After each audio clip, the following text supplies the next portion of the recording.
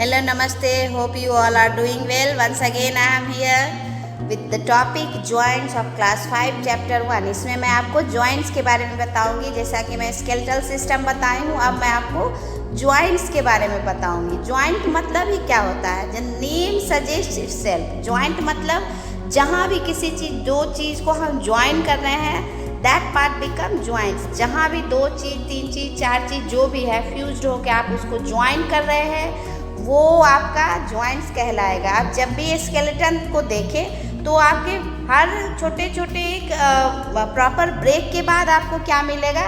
Joint मिलेगा. और ये बोन्स जो है वो हेल्ड कैसे करते हैं एक दूसरे से? जॉइंट की वजह से ही. अगर जॉइंट नहीं हो तो हमारा स्केलेटन प्रॉपर पूरा हो ही नहीं पाए, ये अलग अलग और डिफरेंट हो जाए.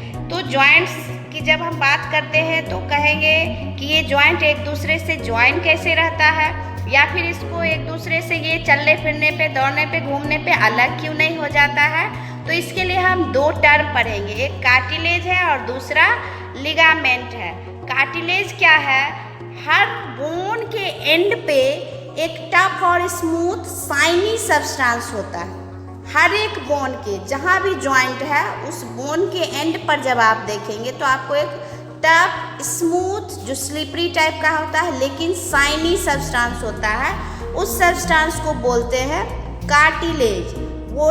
वो हर बोन के एंड पे रहता है जहाँ दो बोन्स जो है वो अटैच रहते हैं वहाँ पे. और उनके साथ ही क्या होता है? एक बैंड लाइक स्ट्रक्चर होता है. जैसे कि आप अपने बाल को बांधते हैं या दो पेन को या दो स्टिक को आपको साथ में अटैच करना है तो आप उनको एक थ्रेड से या बैंड से अटैच कर देते हैं, बांध देते हैं ताकि वो अलग नहीं हो.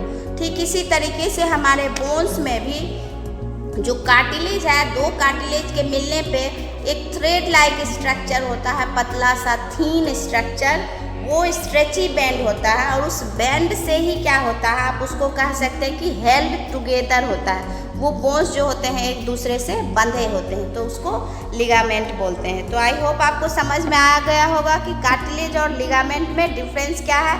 और ये बार बार क्वेश्चंस आते हैं, हर एग्जाम में क्वेश्चंस आते हैं. तो कार्टिलेज और लिगामेंट अगर आप समझ गए हैं तो आप ये भी समझ सकते हैं कि ये हमारे पूरे बॉडी में हर जगह होगा जहाँ भी जॉइंट्स होगा. लेकिन आपको एक बात ध्यान रखना है, हमारे स्कल में जो मैंने आपको बताया था जहाँ 8 बोन्स फ्यूज्ड होते हैं वहाँ पे कोई जॉइंट्स नहीं होता है, यहाँ कोई मूवमेंट नहीं होता है, वहाँ पे बोन्स फ्यूज्ड होते हैं ऑलरेडी.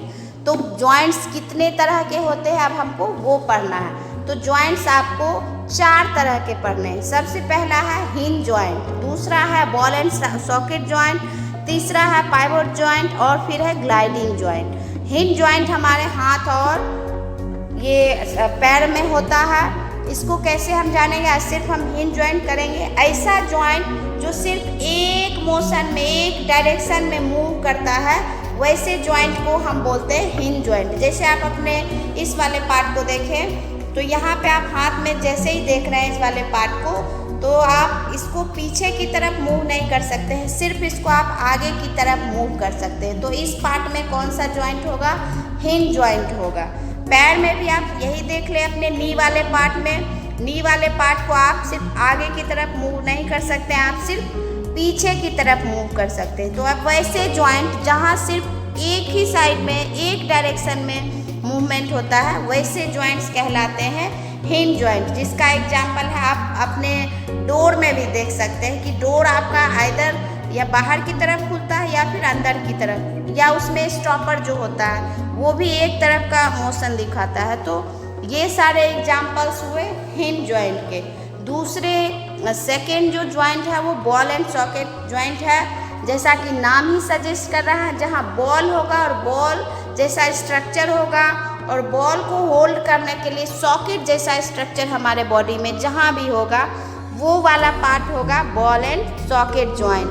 तो आप अपने ये शोल्डर देख लो, यहाँ पे बॉल वाला स्ट्रक्चर है और बॉल को होल्ड करने के लिए उसमें सॉकेट वाला स्ट्रक्चर है. तो हमारे बॉडी में जहाँ भी बॉल और सॉकेट जैसा स्ट्रक्चर है, जहाँ बॉल जो है सॉकेट में फिट बैठ जा रहा है, तो वैसे पार्ट में कौन सा जॉइंट होगा? बॉल एंड सॉकेट जॉइंट, जिसका शोल्डर एंड हिप एग्जाम्पल है।